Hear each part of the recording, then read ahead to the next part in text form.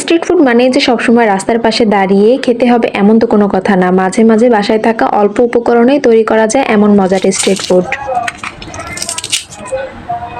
শব্দটা শুনে নিশ্চয়ই বুঝতে পারছেন যে চিপসটা কতটা ক্রিস্পি হয়েছে। তো চলুন দেরি না করে দেখে নেওয়া যাক কিভাবে আমি এত ক্রিস্পি পটেটো রিং চিপস তৈরি করলাম। তেমন কোনো উপকরণই না, আপনার ঘরে শুধুমাত্র একটা আলু থাকলেই আপনি এই পটেটো রিং চিপসটা তৈরি করে নিতে পারবেন। তো আমি মিডিয়াম সাইজের একটা আলু নিয়ে ভালো করে ছিলে এরকম পাতলা পাতলা করে স্লাইস করে নিচ্ছি। খুব বেশি মোটা করেও কাটা যাবে না, আবার একেবারে পাতলা করেও কাটা যাবে না, কারণ একেবারে পাতলা করে কাটলে আপনি যখন স্টিকে আলুগুলো সাজাবেন তখন এর শেপটা ভালো দেখাবে না। আবার অনেক বেশি মোটা করে কাটলে আপনি যখন ভাঁজ দিতে যাবেন তখন ভাঁজটা ভেঙে যাবে। তাই একেবারে মিডিয়াম করে আলুগুলো স্লাইস করতে হবে। তারপরে আলুগুলোকে আমি একটু লবণ পানিতে ভিজিয়ে রাখবো যেন আলুর কষটা বের হয়ে যায় এবং এটা ভাঁজ দিতে গেলে ইজি ভাবে ভাঁজ দেওয়া যায়। আলুগুলোকে কোটিং করার জন্য আমি এখানে 1 চামচ বেসন ও হাফ চামচ চালের গুঁড়ো নিয়েছি। তারপর এগুলো স্বাদ বাড়ানোর জন্য আমি এখানে হাফ চা চামচ জিরার গুঁড়া দিয়েছি, হাফ চা চামচ গরম মশলার গুঁড়া ও 1 চা চামচ চিলি ফ্লেক্স দিয়েছি, আর অল্প একটু পরিমাণে হলুদ দিয়েছি। আপনারা চাইলে চিলি ফ্লেক্সের পরিবর্তে শুকনো মরিচের গুঁড়াও দিতে পারেন।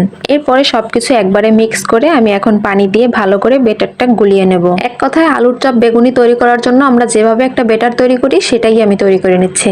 আমি এখানে বেসনের সাথে চালের গুঁড়ো ইউজ করেছি যেন চিপসটা একটু বেশি ক্রিস্পি হয়। আপনাদের কাছে যদি চালের গুঁড়ো না থাকে তাহলে আপনারা ওটা স্কিপ করে যদি কর্নফ্লাওয়ার থাকে ওটাও দিতে পারেন। যদি চালের গুঁড়ো বা কর্নফ্লাওয়ার কোনোটাই না থাকে তাহলে কোনো সমস্যা নয়, শুধুমাত্র বেসন দিয়ে এটা তৈরি করতে পারবেন। এরপরে আলুগুলো আমি ভালো করে ধুয়ে পরিষ্কার করে নিয়েছি আর দুটো শাসলিকের কাঠি নিয়েছি। এরপরে আলুগুলোকে আমি একটু ফোল্ড করে শাসলিকের কাঠির ভিতরে একটা লম্বালম্বি করে দিচ্ছি আর একটা একটু বাঁকা করে দিচ্ছি। এটা আসলে বলে বোঝানোর কিছু নাই, আপনারা ভিডিওটি দেখে নিশ্চয়ই বুঝতে পারছেন যে আলুগুলো আমি কিভাবে সাজিয়ে নিচ্ছি। আপনি যদি চান আলুগুলো সব এভাবে ফোল্ড করে একভাবেও ঢুকাতে পারেন, কিন্তু আমি একটা বাঁকা করে আর একটা লম্বা করে দিচ্ছি যেন দেখতে একটু ইউনিক লাগে। তারপরে তো আমি একই প্রসেসে দুটো শাসলিকের কাঠি সাজিয়ে নিয়েছি, দেখেছেন দেখতে কতটা সুন্দর লাগছে। তারপরে আলুগুলো আমি যে আগে থেকে বেটারটা তৈরি করে রেখেছিলাম সেখানে আমি জাস্ট এটা কোটিং করে নিব। যেহেতু কাঠিটা অনেক বেশি লম্বা তাই এটা একেবারে ডুবিয়ে নেওয়া যাচ্ছে না, এর জন্য আমি এটা একটু ঘুরিয়ে ফিরিয়ে চামচ দিয়ে ভালো করে এর ভিতরে বেটারগুলো লাগিয়ে নিচ্ছি।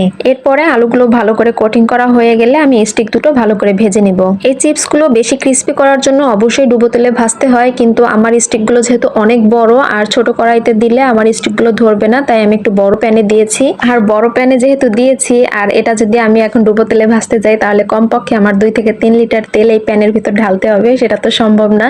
যার কারণে অল্প তেলে আমি ভালো করে ঘুরিয়ে ফিরিয়ে লাল করে ভেজে নিলাম। এরপরে এটাতে যদি আপনি পুরো স্ট্রিট ফুডের ভাইব আনতে চান তাহলে অবশ্যই এই স্বাদে ম্যাজিক মশলাটা ইউজ করবেন। তো আমিও উপর থেকে অল্প একটু পরিমাণে স্বাদে ম্যাজিক মশলাটা দিয়ে নিচ্ছি, এরপরে সামান্য একটু বিট লবণ দিয়ে দিলাম। এই তো তৈরি হয়ে গেল আমার crispy crispy potato ring chips. চিপসটা যে কতটা ক্রিস্পি হয়েছে সেটা তো আপনারা না খেলে বুঝতে পারবেন না, জাস্ট একটু শব্দটা শুনুন।